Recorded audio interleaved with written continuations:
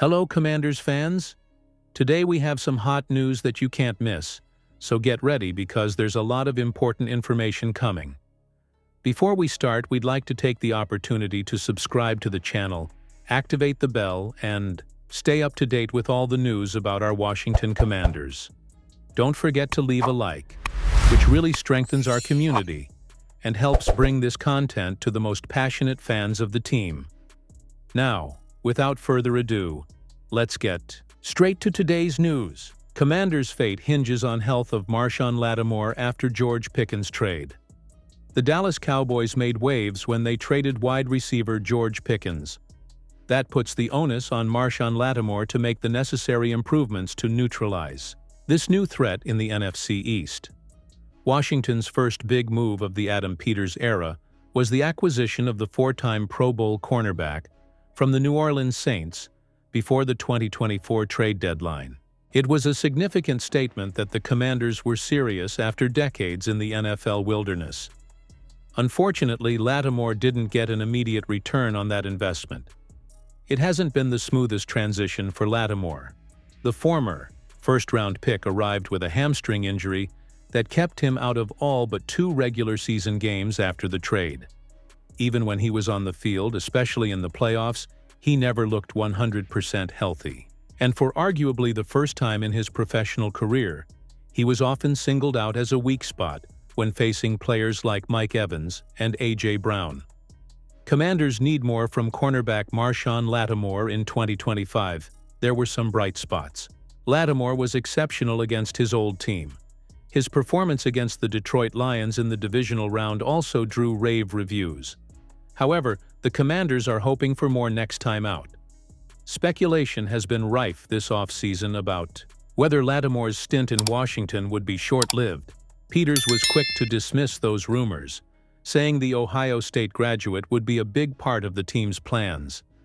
The general manager is confident that with a full offseason to recover and get more familiar with Washington's defensive scheme, he'll be back to his old self.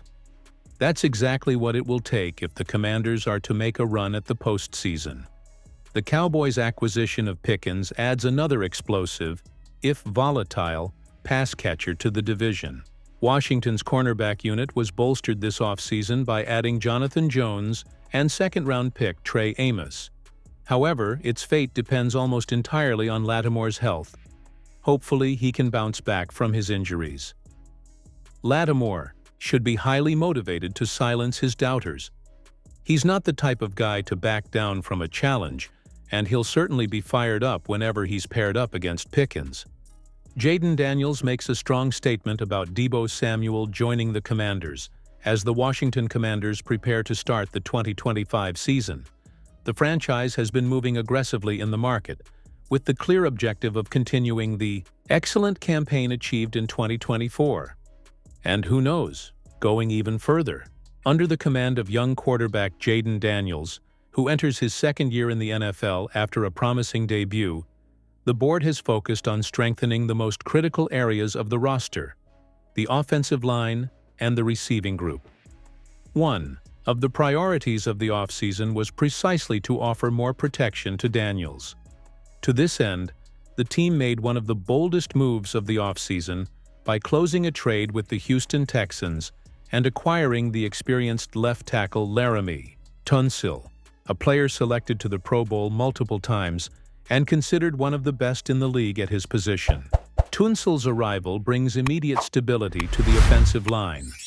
Also thinking about the future, the Commanders selected promising Josh Conerly, formerly of the Oregon Ducks, with their first pick in the 2025 draft.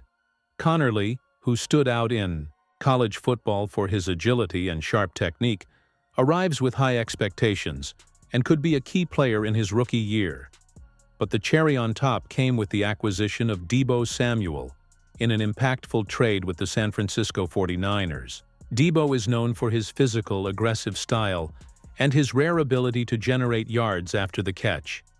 He arrives to form an explosive duo with Terry McLaurin, transforming the Commanders' aerial attack into a much more versatile and dangerous threat.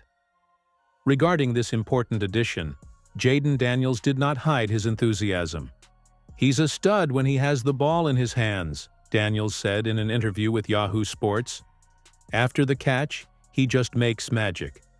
Having the opportunity to work with a player of his caliber makes me extremely excited. Now it's time to move forward and build something special." With a more solid offensive line, a deeper receiving core, and a quarterback who is clearly improving, the Washington Commanders don't just want to repeat last season's success. Their goal now is to really fight at the top of the NFC. Washington Commanders eye four-time Pro Bowler to bolster defense. Hey, Commanders fans! The offseason continues to be busy in Washington, and the front office is now looking at a potential addition to the roster. 33-year-old linebacker Matt Judon, a four-time Pro Bowl selection, could be on the team's radar as a solution to the lack of defensive pressure. With the season approaching, one of General Manager Adam Peters' priorities is to bolster the pass rush, which has suffered significant losses in recent months. The team's leading name in sacks in 2024, Dante Fowler Jr., returned to the Dallas Cowboys during the offseason, and surprisingly, the Commanders did not select any edge rushers in this year's draft. This leaves a clear hole on the defensive side that needs to be filled urgently. According to NFL.com analyst Jeffrey Chadiha, an interesting option on the market would be Matt Judon, who played last season for the Atlanta Falcons. Although he didn't have an explosive performance, he only had 5.5 sacks in 2024. Judon is still considered a respected name in the league, with a proven track record of defensive impact. His experience, leadership, and physical presence continue to be valuable, especially for a team that aims for a stronger campaign in 2025. Chadiha points out that Judon fits the profile of signings that Peters has prioritized since taking over the team: veteran players who can still contribute at a high level. A clear example of this was the arrival of linebacker Bobby Wagner and tight end Zach Ertz in 2024, both of whom brought consistency and leadership to the roster. Although Judon is nearing the end of his career, his return to the DMV region, DC, Maryland, and Virginia, could represent a golden opportunity for both the player and the franchise. For the Commanders, he would be an experienced and immediate addition to the pass rush rotation. For Judon, it would be a chance to make another playoff run, now with a team that is clearly building a competitive roster and has serious ambitions to make it deep in the NFC. It remains to be seen whether the interest is mutual, but if Judon is willing to return to the East Coast and don a Commander's uniform, it could be the perfect combination to give Washington's defense a boost.